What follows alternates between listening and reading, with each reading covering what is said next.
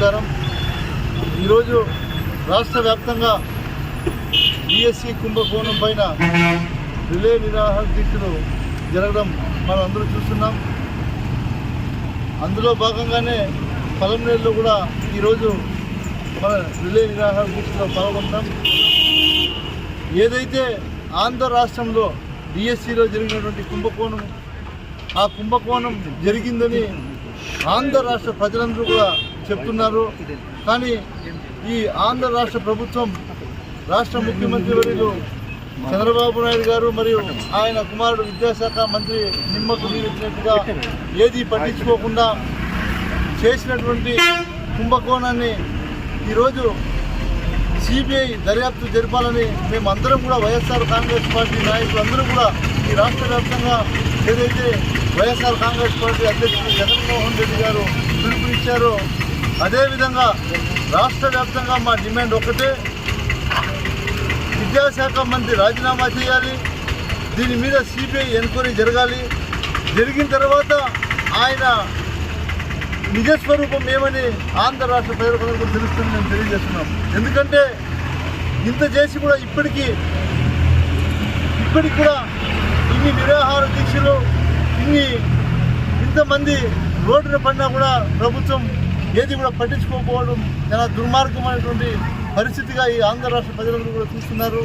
మేము ఒకటే తెలియజేస్తున్నాం, ఈరోజు ఈ రాష్ట్రంలో రిలే నిరాహార దీక్షలు చేస్తున్నటువంటి సమయంలో కూడా అధికార పార్టీ ఎమ్మెల్యేలు ఈరోజు మనం విజయవాడ సెంటర్లో చూసాం. ఆ శిబిరాలకు వెళ్ళి సాక్షాత్తు అధికార పార్టీ ఎమ్మెల్యేని వెళ్ళి గూండాయిజంతో అక్కడ ఉన్నటువంటి శిబిరంలో ఉన్నటువంటి వైఎస్ఆర్ కాంగ్రెస్ పార్టీ నాయకులను, మాజీ ఎమ్మెల్యేను దౌర్జన్యంగా కొట్టడానికి పోవడం ఎక్కడా లేనటువంటి దౌర్భాగ్య స్థితి ఈ ఆంధ్ర రాష్ట్రంలో చూస్తున్నాం. ఆ శిబిరంలో ఉన్నటువంటి వైఎస్ఆర్ కాంగ్రెస్ పార్టీ నాయకుల మీద మూత్ర విసర్జన చేయడం ఇది ఎక్కడైనా ఇంతవరకు జరిగిందా? ఇదేనా చంద్రబాబు నాయుడు గారు మరియు పవన్ కళ్యాణ్ గారు మీ ప్రభుత్వంలో మీ శాసనసభ్యులకు, మీ మంత్రులు నేర్పించేటువంటి సంస్కారం ఇదేనా అడుగుతున్నాం. మేము కూడా ఇక్కడ రిలే నిరాహార దీక్ష చేస్తున్నాం. ఎవరికి ఆటంకం కల్పించలేదు. మా అంతకు మేము కూర్చున్నాం. ఏ రాకపోకలకి ఇబ్బంది కలిగించలేదు, ఎవరికి కూడా ఇబ్బంది కలిగించట్లేదు. కానీ మీరు ఎందుకు భయపడి శిబిరాల మీద దాడి చేస్తున్నారు ఈ రాష్ట్రంలో అని మేము అందరూ కూడా ప్రశ్నిస్తున్నాం. దీని అంతా కూడా ప్రజలు గమనిస్తున్నారు, గుర్తుపెట్టుకోండి. మీరేదో ఈరోజు ప్రభుత్వం అధికారంలో ఉంది అని మీరు ఎంతైతే విర్రవీగుతున్నారో, మీరు ఏవైతే తప్పులు చేస్తున్నారో దానికి తోడు ఎవరైతే పోలీస్ శాఖలో కూడా కొంతమంది, అందరూ చెప్పలేము, కొంతమంది తొత్తులుగా పనిచేస్తున్నారో మా మాజీ ముఖ్యమంత్రి వర్యులు జగన్మోహన్ రెడ్డి గారు ముందే చెప్పారు. 7 సముద్రాల్లో ఉన్నా కూడా తీసుకొచ్చి మీరు చేసినటువంటి తప్పుకు ప్రాయశ్చిత్తంగా శిక్ష పడే రోజులు దగ్గరలోనే ఉన్నాయని కూడా మీకు కూడా తెలియజేస్తున్నాం. ఎందుకంటే మీ పని మీరు చేయండి, మీరు అధికారులు. మేము తప్పు చేస్తే మాకు కూడా శిక్ష పడుతుంది. ఎవరు తప్పు చేసినా శిక్ష అందరికీ ఒకటే. అధికారులు మీరు చేసినటువంటి బాధ్యత మీరు నిర్వర్తించేందుగా కోరుతూ ఉన్నాం. అదేవిధంగా ఈ రాష్ట్రంలో నిరుద్యోగ భృతి ఆ రోజు అబ్బా కొడుకు డబ్బా కొట్టారు. రాష్ట్రం అంతా కూడా నిరుద్యోగ భృతి ఇస్తామని. ఈరోజు నిరుద్యోగ భృతి ఒక్కొక్క నిరుద్యోగుడికి ఎంత ఇవాళ లెక్కేసుకుంటే దాదాపు ఈ 30 నెలల్లో 3,000 ఇంటూ 30 నెలలు దాదాపు ఒక్కొక్కరికి 90,000 ఇవ్వాల్సి వస్తుంది. అంటే మీరు చెప్పినటువంటి మాటలు లేక మేము అడుగుతున్నాం.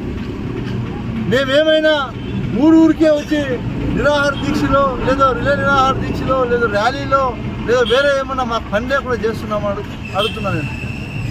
మీరు ఎన్నికల ముందు ఏదైతే డబ్బా కొట్టారో ఆ డబ్బా కొట్టినటువంటి ఆ డబ్బా మాటలకు ఈరోజు మీరు సమాధానమైనా చెప్పండి.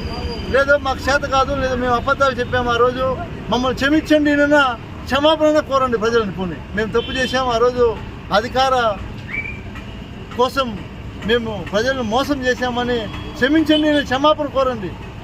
మేము మిమ్మల్ని అడిగే పనిగా ఉండదు. ఎందుకంటే ప్రజల్లో దృష్టిలోకి మీరు ఒక ప్రజలు మోసం చేసినటువంటి ద్రోహులుగా నిలిచిపోతారు. అది వదిలేసి ఏదైనా ప్రతిపక్షంలో ఉన్నటువంటి నాయకులు ఇలాంటి కార్యక్రమాలు పాల్గొంటే వాటిని అడ్డుకోవడం, మీరు దౌర్జన్యాలు చేయడం, కోడిగుడ్లతో కొట్టడం ఇదంతా కరెక్ట్ కాదు. గుర్తుపెట్టుకోండి. ఎవరెవరు చేశారో వాళ్ళందరికీ కూడా రాబోయే రోజుల్లో అన్నీ కూడా రిటర్న్ గిఫ్ట్ మళ్ళీ ఎవరు వదులుకోరు. మీరు ఒకటి చేస్తే రేపు రెండో మూడో ఇస్తారు మా వాళ్ళు ఎవరు కూడా చూస్తూ ఊరికే ఉండరు. లాస్ట్ 5 సంవత్సరాలు అయితే జగన్మోహన్ రెడ్డి గారు అందరికీ అన్నీ చేయాలని మా చేత అన్ని పనులు చేపించారు. ఈరోజు మేము ఎలా ఉండాలని మీరు నేర్పిస్తున్నారు. రేపు మేము అధికారంలోకి వచ్చిన తర్వాత ఎలా నడుచుకోవాలనేది కూడా మీరే మాకు నేర్పిస్తున్నారు. ఎందుకంటే మీకు ప్రజలు అవకాశం ఇచ్చింది దేనికి? మీకు ప్రజలు మ్యాండేట్ ఇచ్చారు. ఏదో మీరు ఉద్ధరిస్తారు, నేను సంపద సృష్టిస్తానంటే ఒక ఆయన, నేను ప్రశ్నిస్తానంటే ఇంకొక ఆయనకి అధికారం ఇస్తే ఈరోజు ఇంత జరిగినా కూడా ఏది పట్టించుకోకుండా ప్రతిపక్ష నాయకులు ఎవరైనా ఇలాంటి కార్యక్రమాలు చేస్తుంటే వాటి మీద దౌర్జన్యం చేయడం ఎంతవరకు కరెక్ట్ అని మేము అడుగుతున్నాం. ఖచ్చితంగా మేము ఒకటే తెలియజేస్తున్నాం, ఇది మొదలైంది ఇప్పుడు అంతే, గుర్తుపెట్టుకోండి. ఖచ్చితంగా దీని మీద ప్రభుత్వం తొందరలో సిబిఐ ఎంక్వైరీ చేయకపోతే ఖచ్చితంగా ఎవరైతే విద్యాశాఖ మంత్రి ముఖ్యమంత్రి గారు కుమారుడు లోకేష్ బాబు గారు ఖచ్చితంగా రాజీనామా చేయకపోతే మొన్న ఢిల్లీలో జరిగినటువంటి జంతర్ మంతర్ దగ్గర ఏదైతే జరిగిందో అలాంటి పరిస్థితి ఆంధ్ర రాష్ట్రంలో కూడా మళ్ళీ వస్తుందని కూడా నేను మీకు హెచ్చరిస్తూ ఉన్నాను కూడా తెలియజేస్తాను. కాబట్టి అయినంత తొందరలో మీరు సిబిఐ ఎంక్వైరీ చేసి నిజాలను మీరు తేల్చండి అని కూడా మీకు తెలియజేస్తూ ఉన్నాం. కాబట్టి ఇలాంటి చర్యలు ఎవరు కూడా చేయకూడదు. ప్రజాస్వామ్యంలో అధికారం ఉన్నప్పుడు మీరు ఇలాంటివి చేయడం తప్పు అని కూడా మేము తెలియజేస్తూ ఇక్కడ ఇచ్చేసినటువంటి సోదరులందరికీ కూడా పేరు పేరున నేను ధన్యవాదాలు తెలియజేస్తాను.